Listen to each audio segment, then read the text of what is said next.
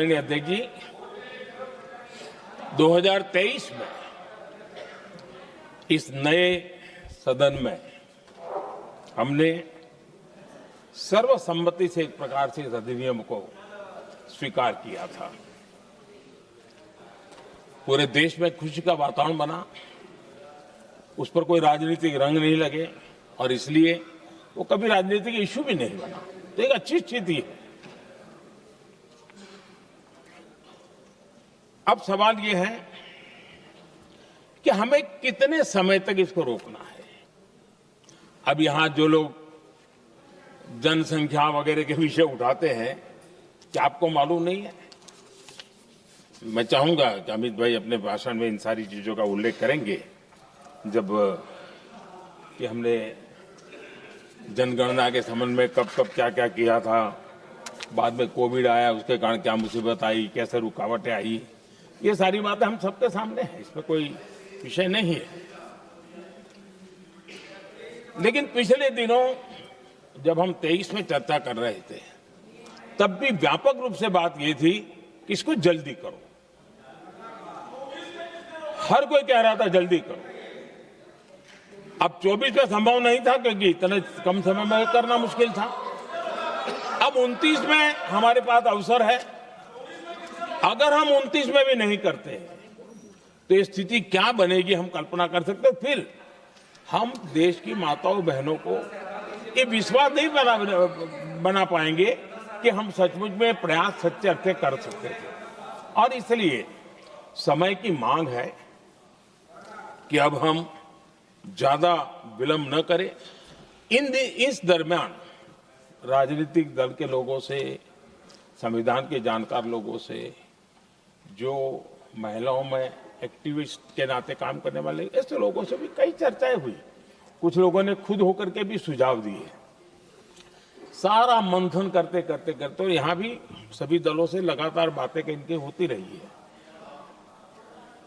Structure वे में हुई है, इनफॉर्मल भी हुई है, और उसमें से आखिर बना हुई एक कुछ रास्ता निकालना होगा ताकि हम हमारी माताओं बहनों की शक्ति को जोड़ सकते हैं। आदरणीय अध्यक्ष जी, मैं एक बात जरूर कहना चाहूंगा। यहां बैठकर के हमें किसी को संविधान ने देश को टुकड़ों में सोचने का अधिकार ही नहीं दिया है। जो शपथ लेके हम बैठे हैं ना, हम सबको एक राष्ट्र के रूप में विचार करना हमारा दायित्व बनता है। चाहे कश्मीर हो या कन्याकुमारी, हम टुकड़ों में न सोच सकते हैं, न टुकड़ों में हम निर्णय कर सकते हैं। और इसलिए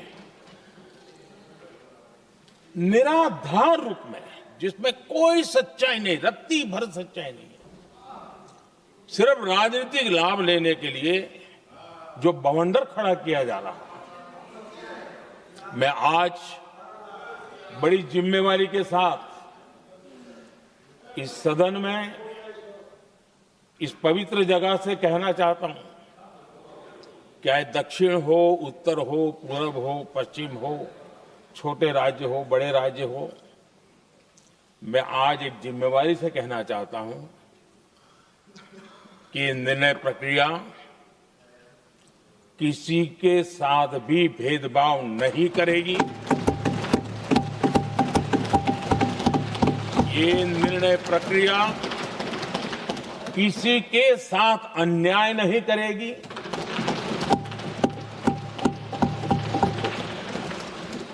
भूतकाल में जो सरकारें रही और जिनके कालखंड में जो परिसीमन हुआ और जो अनुपात उस समय से चला आ रहा है, उस अनुपात में भी कोई बदलाव नहीं होगा और वृद्धि भी उसी अनुपात में होगी।